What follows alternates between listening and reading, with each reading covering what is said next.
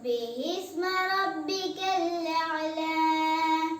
الذي خلق فسوى والذي قدر فهدى والذي أخرج المرعى فجعله غثاء نحوا سنقرئك فلا تنسى إلا ما شاء الله إنه يعلم الجهر وما يخفى ونيسرك لليسرى فذكر إن نفعت الذكرى سيذكر من يخشى ويتجنبها الأشقى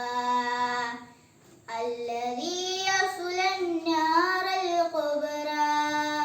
ثم لا يموت فيها ولا يحيا قد أفلح من تزكى وذكر اسم ربه فصلى